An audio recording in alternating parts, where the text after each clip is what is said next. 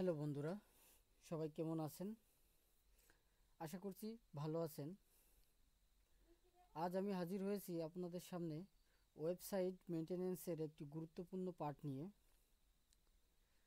যেটি হলো website backup. বুঝতেই পারছেন বিষয়টি একজন ওয়েব ডিজাইনারের কাছে কতটা গুরুত্বপূর্ণ।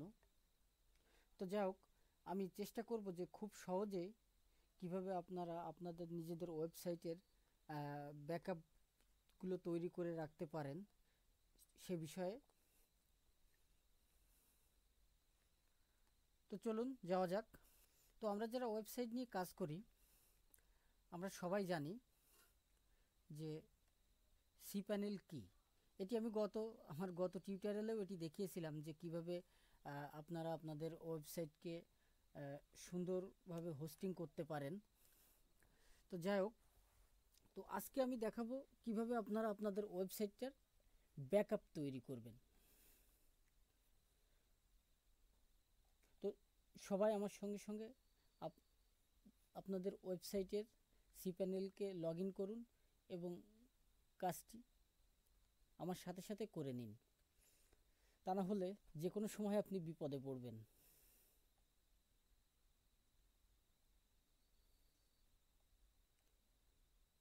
তো যাই হোক, অ্যাট ফার্স্ট আমরা এখানে আমাদের টাইটেল বারে যে লেখাটা দেখতে পাচ্ছি সেটি হচ্ছে ফাইল। আপনারাও আপনাদের ফাইল টাইটেল বারে আসুন। এরপর আপনি এখানে দেখতে পাবেন ব্যাকআপ এবং ব্যাকআপ উইজার্ড। তো যাই হোক, আমরা যেটি করব সেটি হচ্ছে যে আমরা ব্যাকআপ উইজার্ড ক্লিক করব। তো আপনারা দেখতে পাচ্ছেন যে আমাদের ব্যাকআপ উইন্ডোটি অলরেডি ওপেন হয়ে গিয়েছে। তো এখানে আছে ফুল ব্যাকআপ এবং এখানে আছে সিলেক্ট পার্শিয়াল ব্যাকআপ। তো আমরা বুঝতেই পাচ্ছি যে আসলে ফুল ব্যাকআপটা কি আর পার্শিয়াল ব্যাকআপটা কি। তো পার্শিয়াল ব্যাকআপ হচ্ছে আমাদের ওয়েবসাইটের এক সঙ্গে যে সমস্ত অংশগুলো বিল্ট ইন অবস্থায় থাকে, তো সেগুলো আংশিক যে ব্যাকআপটা আমরা সংগ্রহ করি সেটা আমরা বা সংগ্রহ করব, তো সেটা করব হচ্ছে আমরা আমাদের এই সিলেক্ট পার্শিয়াল ব্যাকআপ অংশ থেকে। অন্যথায় যদি আমরা চাই যে আমাদের ওয়েবসাইটটার আমরা একটা ফুল ব্যাকআপ করব, এখানে আমাদের একটা ওয়েবসাইটে কি কি অংশ থাকে সেটি আমি আমার যখন আমি ওয়েবসাইট আপলোড দেখিয়েছিলাম তখন আপনাদেরকে দেখিয়েছিলাম যে সেখানে আমাদের হোম ফাইল বা হোম ডিরেক্টরি, পাবলিক এইচটিএমএল এর ভিতরে যে ফাইলটা দিতে হয়, মূলত আমাদের সমস্ত ফাইলই ওখানে থাকে।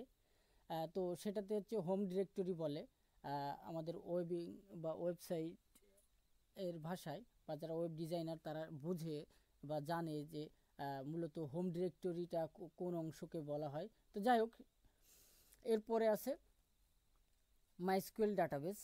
অবশ্যই একটি ওয়েবসাইটকে ডাইনামিক ওয়েবসাইটকে যদি আপনি চালাইতে চান তাহলে অবশ্যই আপনার একটি ডাটাবেস দরকার হবে। তো যদি শুধু ডাটাবেস ডাউনলোড করতে চান তো সেক্ষেত্রে মাইস্কুয়েল এখানে ক্লিক করলেই হবে। এরপরে ইমেল ব্যাকআপ। তো ইমেল ব্যাকআপের জন্য এই অংশটি ব্যবহার হবে। তো আমরা প্রথমে একটা ফুল ব্যাকআপ নিয়ে দেখি। ফুল ব্যাকআপে ক্লিক করছি আমি অলরেডি। তো যাই হোক, আপনারা দেখতে পাচ্ছেন আমাদের ফুল ব্যাকআপ পার্টটি অলরেডি রেডি হয়ে গিয়েছে। তো এখান থেকে যদি আমি জেনারেট ব্যাকআপে ক্লিক করব। তো এক্ষেত্রে একটা কথা অবশ্যই বলতে হবে যে আমি একটু ব্যাকে ফিরে আসি। আপনারা এখানে দেখতে পাচ্ছেন যে মেইল অ্যাড্রেস। তো এখানে do not send mail notification off ডিলিটেশন। তো যাই হোক, আপনি যদি এখানে একটি মেইল অ্যাড্রেস দেওয়ার পরে যদি আপনি এই যে আমাদের ভেতরে যে রেডিও বাটনটি দেখছেন আপনারা, এই বাটনের ভেতরে যখন আপনি টিক দেবেন তখন আপনার ওই ব্যাকআপটি যখনই কমপ্লিট হয়ে যাবে তখন সেই মেইলারকে বা আমরা যে মেইল অ্যাড্রেসটি ওখানে ইউজ করেছি তাকে একটি মেসেজের মাধ্যমে বলে দিবে যে আপনার ব্যাকআপটি রেডি হয়ে গিয়েছে, আপনি এখন ডাউনলোড করে দেন। অন্যথায় যদি আপনি এখানে টিকটা না দেন তাহলে ও মেসেজ দিবে না, কাউকেই মেসেজ দিবে না। তো যাই হোক, আমি ফুল ব্যাকআপ নিয়েছি। এরপর আমি এটিকে ডাউনলোড করাটাও দেখাবো যে ফুল ব্যাকআপটা আসলে আমাদের কোথায় তৈরি হলো বা সেখান থেকে কিভাবে ডাউনলোড করতে হবে।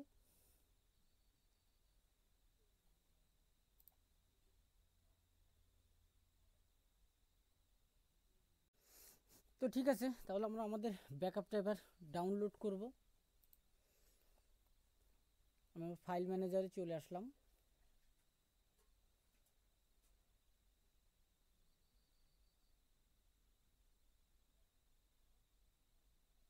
তো এখানে আপনি দেখতে পাচ্ছেন যে ব্যাকআপ নামে একটি ফোল্ডার তৈরি হয়েছে। এর সঙ্গে আজকের ডেট 3/15/2018 নামে একটি ফোল্ডার তৈরি হয়েছে। তো এটি হচ্ছে আমাদের ফুল ব্যাকআপ। তো এটিকে আমি এখন ডাউনলোড করব। এটির উপরে রাইট বাটন ক্লিক করে ডাউনলোডে ক্লিক করব।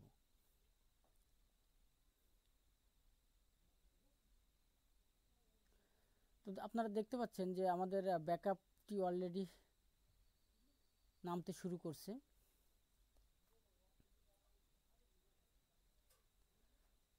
তো এবার আমি একটা পার্শিয়াল ব্যাকআপ নিয়ে দেখাবো আপনাদেরকে। তো আবার আমি আসি।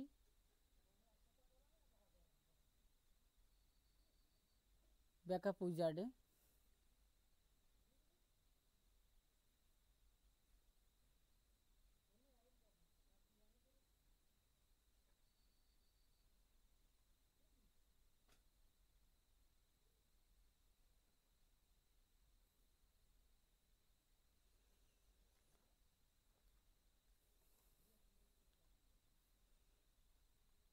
তো ব্যাকআপে ক্লিক করি পুনরায়। তো এখান থেকে দেখতে পাচ্ছেন MySQL email forwards and filters home directory. তো মাইএসকিউএল ডাটাবেজে ক্লিক করি। তো দেখতে পাচ্ছেন এই যে আমাদের ডাটাবেজের নামটা চলে আসছে। ডাটাবেজের নাম সান ভিডিও ব্লগ। তো এটিতে যদি আমি ক্লিক করি তাহলে আপনারা দেখতে পাচ্ছেন যে আমাদের ডাটাবেসটি অলরেডি ডাউনলোড হয়ে গিয়েছে। তো এভাবে আপনি আপনার ওয়েবসাইটটার ব্যাকআপ করে রাখতে পারেন, যেটি খুবই গুরুত্বপূর্ণ। কারণ কিছুদিন আগে আমিও এই ডাটাবেজ বা ব্যাকআপের কারণে আমিও একটি প্রবলেমে পড়ছিলাম। তো যাই হোক, আপনারা অবশ্যই আপনাদের সাইটকে ব্যাকআপ করবেন।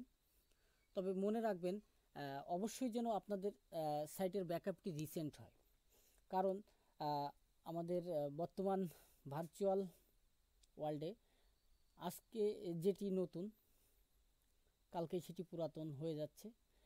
তো এক্ষেত্রে আমরা চেষ্টা করব যারা মূলত ওয়েবসাইট নিয়ে কাজ করি বা অলরেডি নতুন শুরু করছি, প্রত্যেক সপ্তাহে যেন একটা ব্যাকআপ আমরা করি। তো এক্ষেত্রে হবে কি, আপনার বর্তমান যে ডাটাবেস বা বর্তমানে আপনারা জানেন যে কিভাবে আপডেট আসছে। তো হোস্টিং সার্ভার দেখা যাচ্ছে কি আমার ব্যাকআপটিতে এমন একটি ব্যাকআপ আমি নিয়ে রাখছি যেটি আজ থেকে 6 মাস আগের। তো বর্তমানে আমাদের হোস্টিং সার্ভার যে সমস্ত ফিচার ইউজ করছে সেটির সঙ্গে আমাদের ব্যাকআপটি ম্যাচ করছে না। তো সেক্ষেত্রে অবশ্যই আমাদের ওয়েবসাইটে প্রবলেম হবে বা ঝামেলা হবে। আমি নিজেও এরকম একটি ঝামেলায় পড়ছিলাম যে আমি 6 মাস আগে ব্যাকআপ নিয়ে রাখছি, আমার তো কোনো টেনশন নাই। কিন্তু আপনি প্রত্যেক দিন যে কাজ করছেন সেই কাজের ব্যাকআপ কিন্তু আপনার ওই 6 মাসের আগে যে ব্যাকআপ আপনি রাখছিলেন তার মধ্যে কিন্তু থাকবে না বা এটি সম্ভাবও না।